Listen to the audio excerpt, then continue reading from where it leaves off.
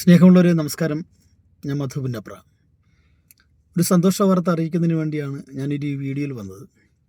കുറേ കാലത്തിന് ശേഷം ഏറെ ചിരിക്കാൻ, ചിന്തിക്കാൻ ഒക്കെ വക നൽകുന്ന ഒരു കൊച്ചു വലിയ ചിത്രം റിലീസ് ആയിരിക്കുകയാണ്.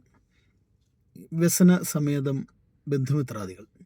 പേര് പോലെ തന്നെ ബന്ധുമിത്രാദികളുടെ വ്യസനത്തിലൂടെ തിയേറ്റർ ആകെ പൊട്ടിച്ചിരിയുടെ മാലപ്പടക്കം തീർത്തുകൊണ്ട് ഒരു വലിയ ചിത്രം എന്ന് തന്നെ ഞാൻ വിശേഷിപ്പിക്കും.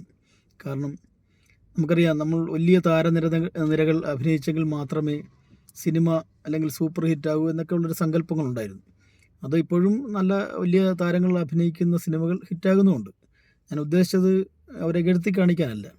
പക്ഷേ സാധാരണക്കാരായ വളർന്നു വരുന്ന പുതിയ തലമുറകൾ പലരും അഭിനയിക്കുന്ന ഒരു ചിത്രം ഇത്രയും കണ്ട് ഈ അടുത്ത കാലത്ത് ചിരിച്ച ഒരു ചിത്രം ഉണ്ടായിട്ടുണ്ടോ എന്നൊരു സംശയമാണ്.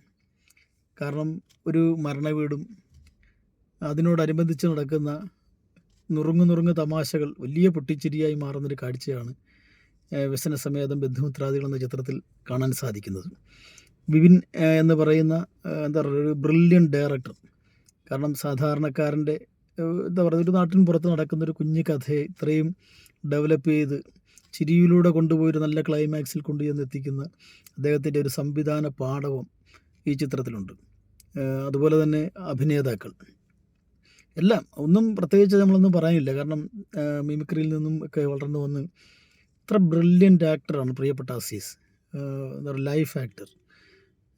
കൊടുത്തിരിക്കുന്ന കഥാപാത്രം വളരെ മനോഹരമായി ഏറ്റക്കുറച്ചിലുകളില്ലാതെ അതിൻ്റെ മിനിമൈസ് ചെയ്ത് കൃത്യതയോടുകൂടി ആ കഥാപാത്രത്തെ തുടക്കം മുതൽ ഒടുക്കം വരെ അഭിനയിക്കാൻ അസീസ് എന്ന് പറയുന്ന വലിയ കലാകാരന് സാധിച്ചിട്ടുണ്ട്.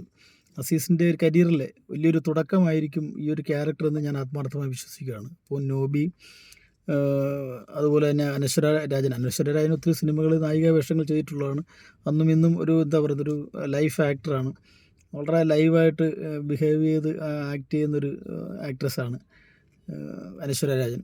അപ്പോൾ അനശ്വര രാജൻ എനിക്ക് തോന്നുന്നു കുറച്ച് പോപ്പുലറായിട്ടുള്ള അനശ്വര രാജൻ, മല്ലിക സുകുമാരനൊക്കെ ഒഴിച്ചു കഴിഞ്ഞാൽ ബാക്കി എല്ലാവരും കൂടുതലും പേര്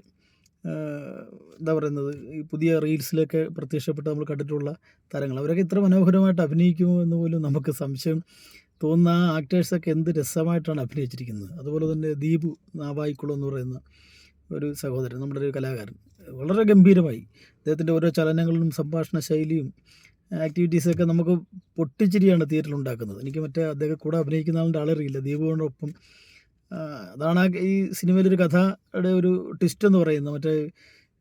വെള്ളം നമ്മുടെ ഭിത്തിയൊക്കെ കഴുകുന്ന പമ്പ് ചെയ്യുന്ന ഒരു മോട്ടറുണ്ട്. ആ മോട്ടർ കൊണ്ട് വെള്ളം അടിച്ച് ഒരു കൊലപാതകം ഉണ്ടായി, അല്ലെങ്കിൽ അത് കാരണമാണ് ഇങ്ങനെ സംഭവിച്ചു എന്നുള്ള തെറ്റിദ്ധാരണയിലൂടെ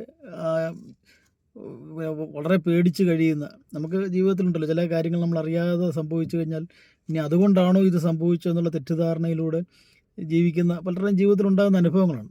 അത് കൃത്യതയോടുകൂടി ആ കലാകാരൻ ചെയ്തിട്ടുണ്ട്. അതിൻ്റെ ക്ലൈമാക്സ്, ഈ സിനിമ തീരുമ്പോഴും അദ്ദേഹം ട്രെയിൻ കയറി പോകുന്ന രസം, അത് ഞാൻ കഥ പറയുന്നില്ല, ട്രെയിൻ കയറി മറ്റൊരു സ്ഥലത്തേക്ക് പോകുന്ന കാഴ്ചയാണ്. അവിടെയും കോമഡി വർക്കൗട്ട് ചെയ്താണ് ആ സിനിമ അവസാനിപ്പിക്കുന്നത്.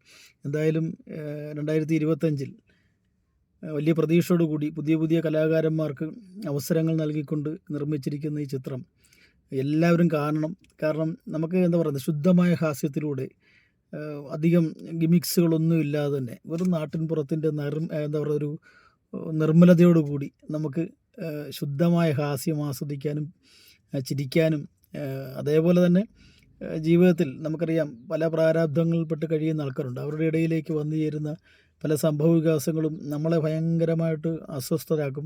നമുക്ക് ജീവിതത്തിൽ മുന്നോട്ട് പോകാനുള്ള നിയന്ത്രണങ്ങൾ കൽപ്പിക്കുന്ന ചില വ്യക്തികളും സംഘടനകളൊക്കെ ഉണ്ട്. അവരുടെ ഇടയിൽ നിന്നൊക്കെ മുന്നോട്ട് ജീവിച്ചു പോകുന്ന